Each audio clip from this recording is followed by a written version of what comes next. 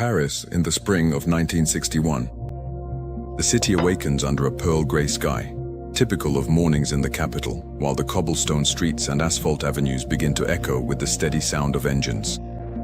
The silhouettes of the cars of the era, the rounded curves of the Renault Dauphine, the elongated lines of the Citroën DS, and the sturdy shapes of the Peugeot 403 cross paths and pile up along the Grands boulevards. On the sidewalks, the flow of pedestrians grows denser. The men wear dark wool suits, often paired with narrow ties and felt hats, while the women walk briskly in mid-calf skirts, fitted suits, or light-colored raincoats. The pace of the city is brisk, dictated by the schedules of offices and workshops. France is in the midst of a period of strong economic growth, a time when jobs are plentiful and modernization is slowly transforming the urban landscape. The cut stone facades of Haussmannian buildings line the streets, displaying an architectural continuity that seems unchanging, even though the society bustling at their feet is undergoing profound transformation. To understand the scale of the changes about to take place in daily habits, one must first observe what is considered normal. The Parisian morning is inseparable from the neighborhood cafe.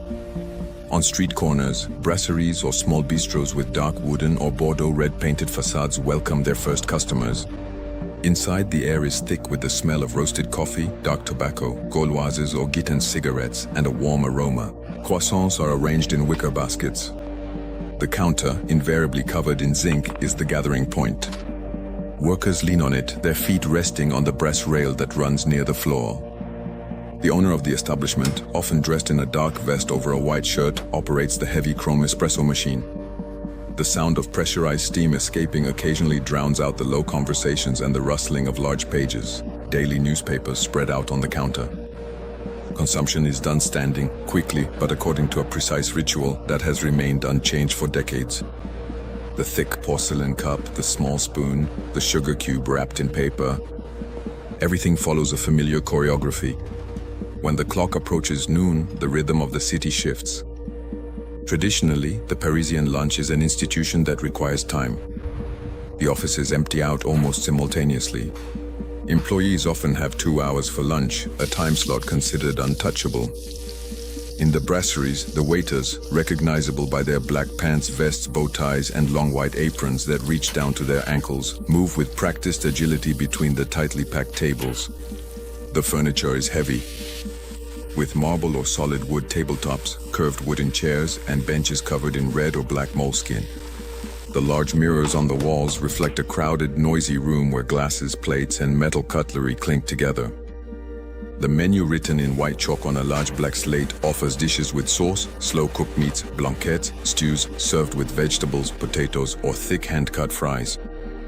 Bread is central. The baguette, with its golden, crispy crust cut into pieces, is placed in a basket at the center of the table.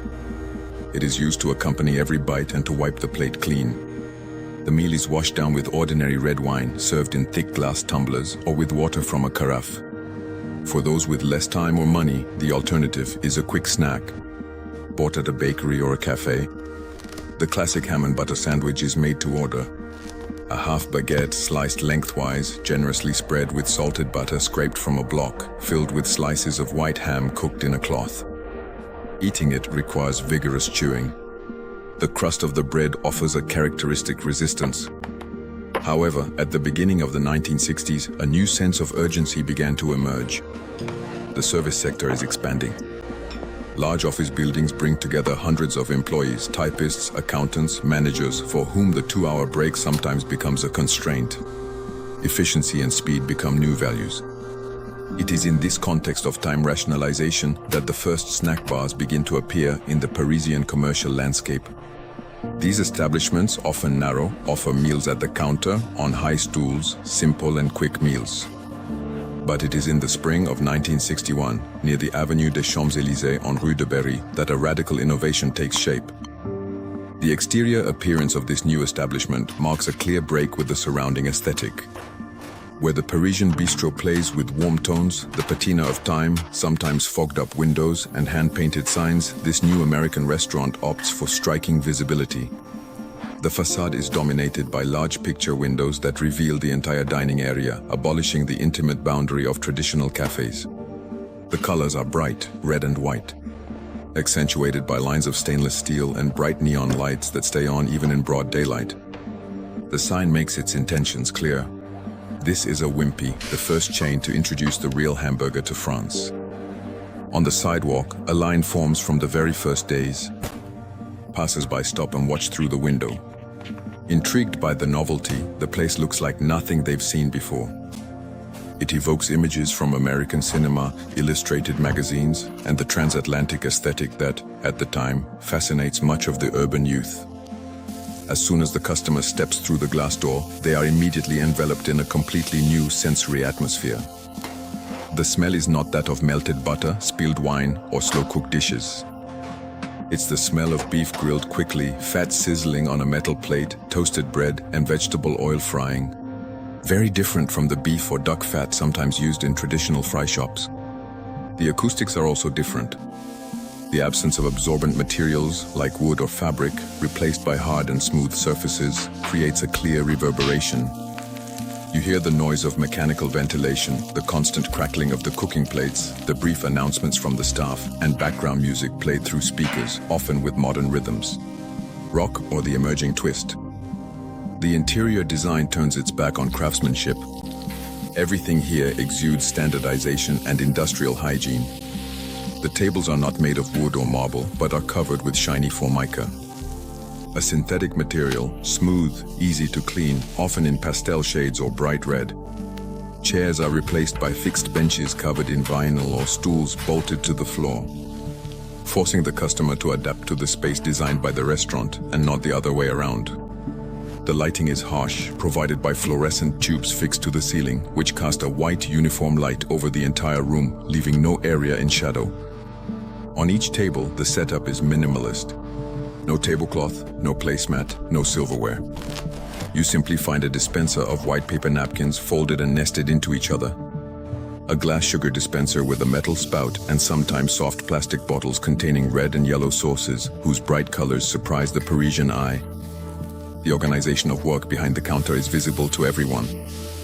It's an open kitchen, but it doesn't resemble any other kitchens of traditional restaurants, often hidden in the basement or behind swinging doors.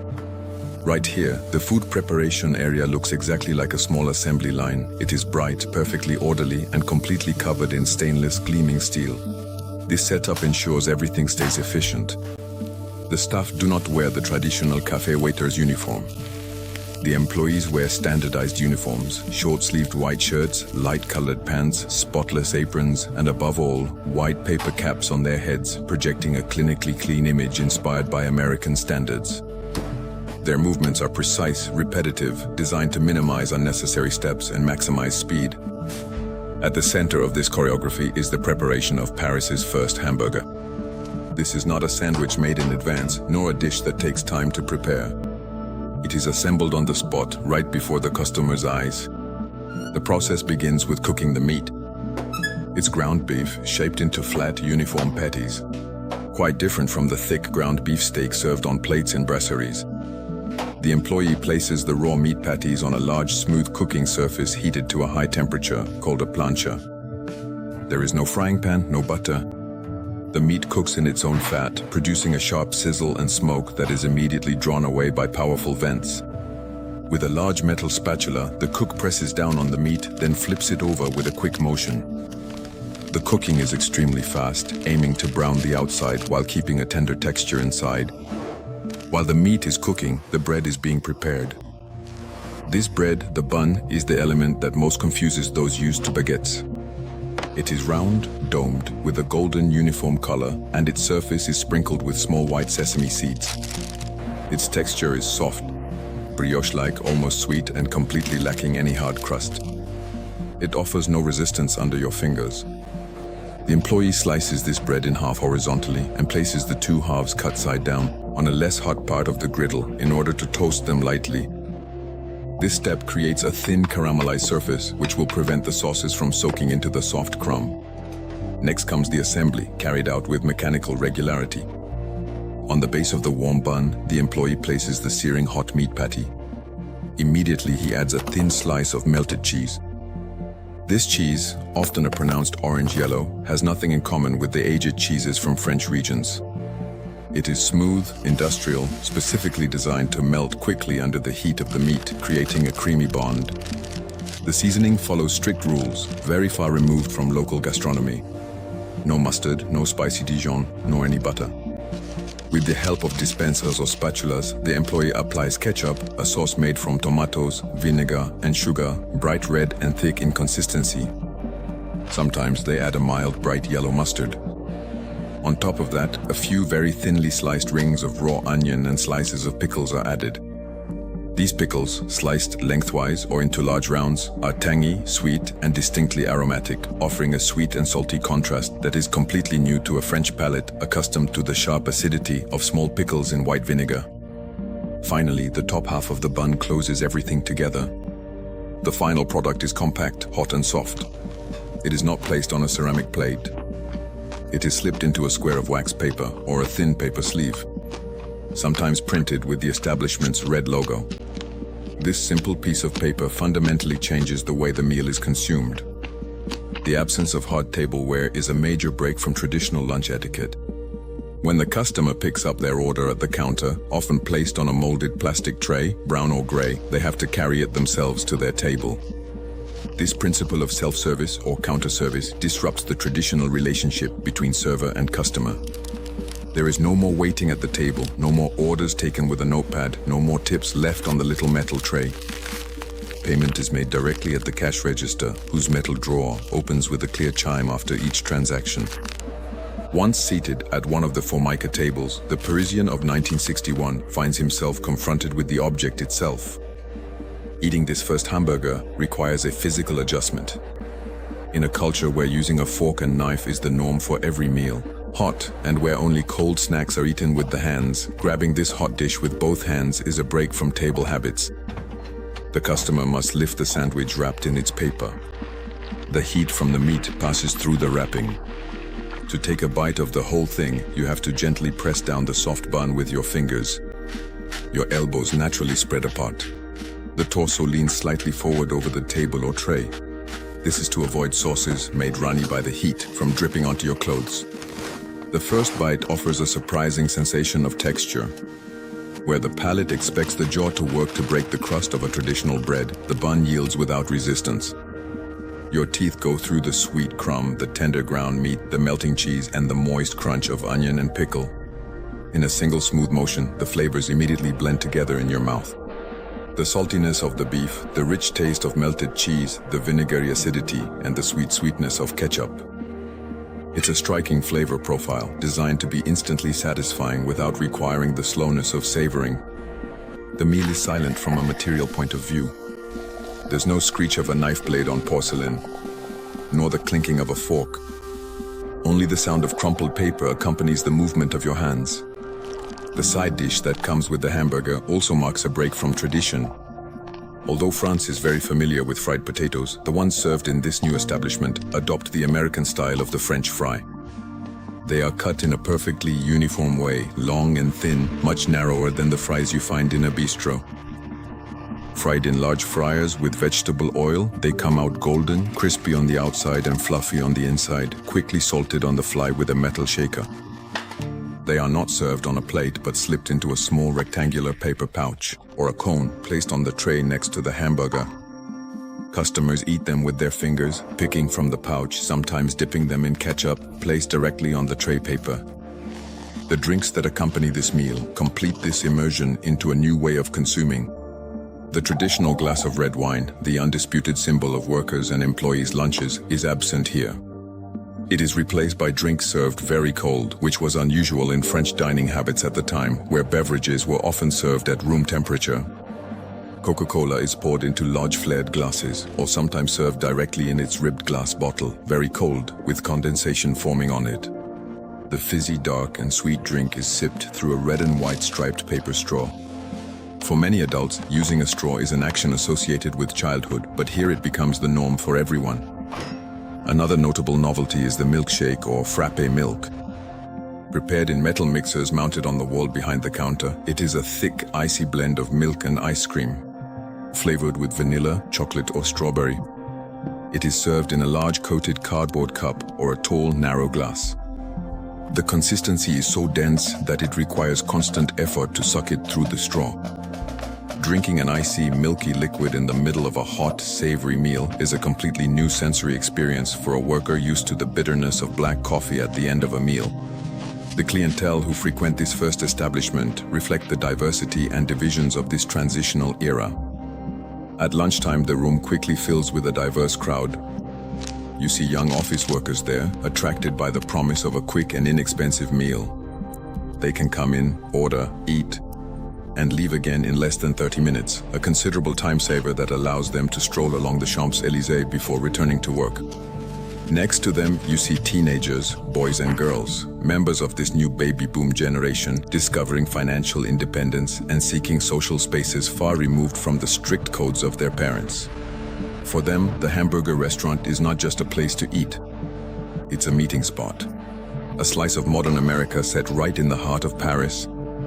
They gather together on the red benches, share fries, smoke cigarettes, and listen to music.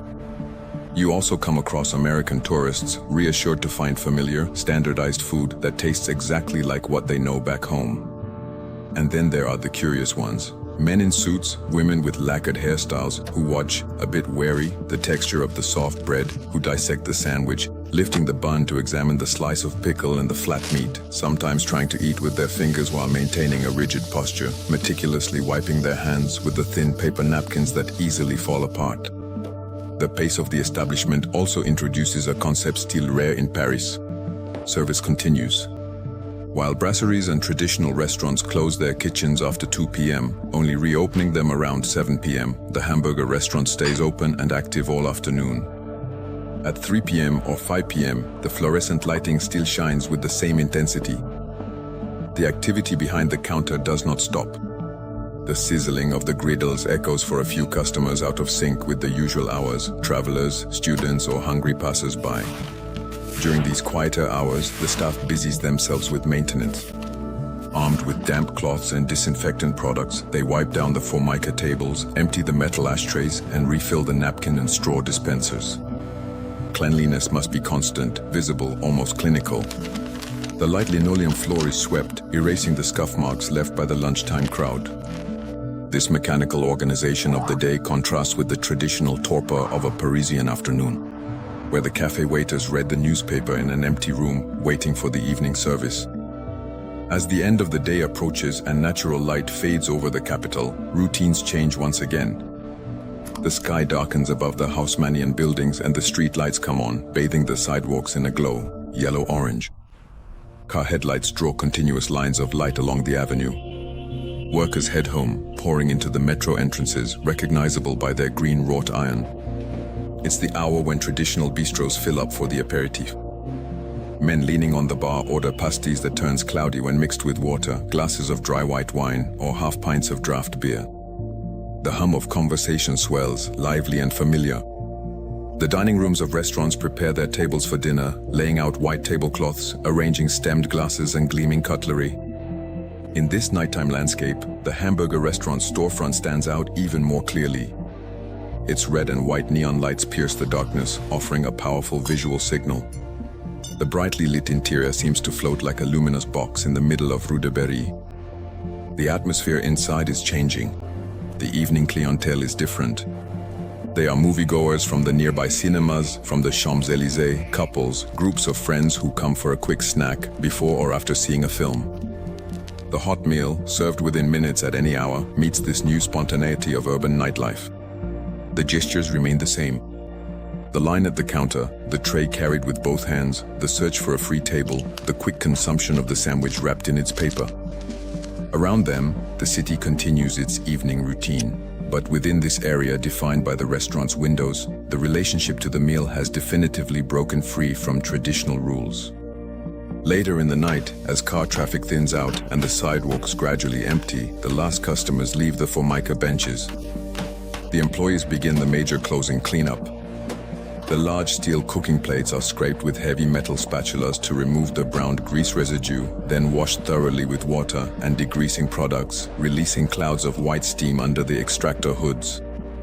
The fryers are covered. The floors are scrubbed thoroughly. The harsh lights finally go out, leaving only the neon sign faintly glowing on the deserted street. Across the street, the owner of a neighboring bistro stacks the rattan terrace chairs and pulls down the heavy accordion-style metal shutter over his storefront. The sharp sound of the lock marks the end of the day. The capital falls asleep, anchored in its ancient stones and age-old traditions. And yet, behind the large picture windows of this new establishment, amid the formica and stainless steel, the day that is ending has not only seen the sale of food. The introduction of this simple piece of ground meat in a round sweet bun, eaten hastily with their hands, marks the beginning of a profound change in the way city dwellers will now organize their time, interact with public spaces, and conceive of the lunch break. A subtle evolution, almost invisible in the vastness of the city, but whose regular gestures, from placing an order at the counter to the crinkling of the wrapping paper, would slowly become an ordinary part of daily life.